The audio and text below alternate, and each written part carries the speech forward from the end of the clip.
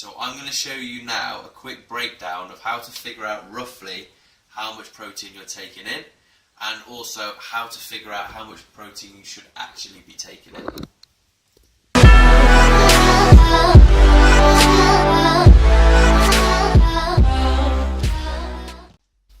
Hey guys, so I'm going to answer a question today which I get asked a lot. It's very, very common, and it's usually coming from younger lads that are training in the gym and just want to put on some muscle mass, just want to kind of get a bit beefier, okay? And that question is, should I buy protein powder?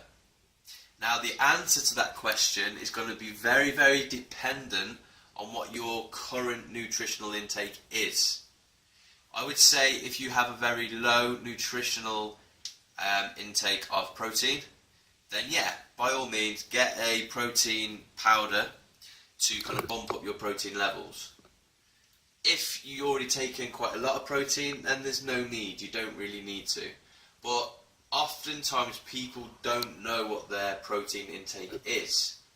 Now, protein powder isn't just for obviously building muscle and getting ripped and jacked, okay? That's just the image it's kind of had through being in the media and things like that, and it's just related very closely to muscle building. But it has very different properties as well, and obviously depends on the protein powder you buy. But if you're taking in more protein, you are going to burn, it's going to help you lose weight as well, okay? So protein powder is also very good for women. It's not just for lads that want to build muscle and things like that. So the answer to this question, should you buy protein powder, it depends on how much protein you're taking in at the minute. So what I'm going to show you, because a lot of people don't know how much protein they're taking in anyway, or how much they should be taking in. So I'm going to show you now a quick breakdown of how to figure out roughly how much protein you're taking in, and also how to figure out how much protein you should actually be taking in. Protein. Okay, so the rule of thumb for protein is that you should be taking in around 0.7 to a gram of protein per pound of body weight. So, first of all, figure out what your weight is, okay? Let's just say, for example, you weigh 70 kilogram. That is 154 pounds. So, let's just say, for example, that you're going to take, just to make it easy, you're going to take in a gram of protein per pound. So if you weigh 154 pounds, guess what? A gram per pound, you're going to be taking in 154 grams per day of protein. So how do we figure out how much protein we're taking in? Firstly, read the labels.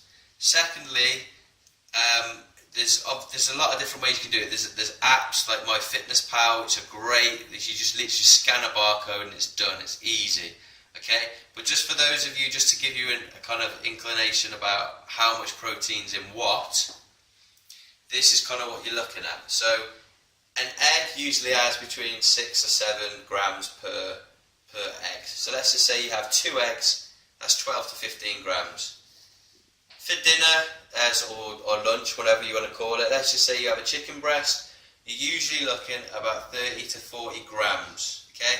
And then let's just say for your tea, you have another kind of meat, so sirloin steak, you're looking at about 50 to 55 grams, okay?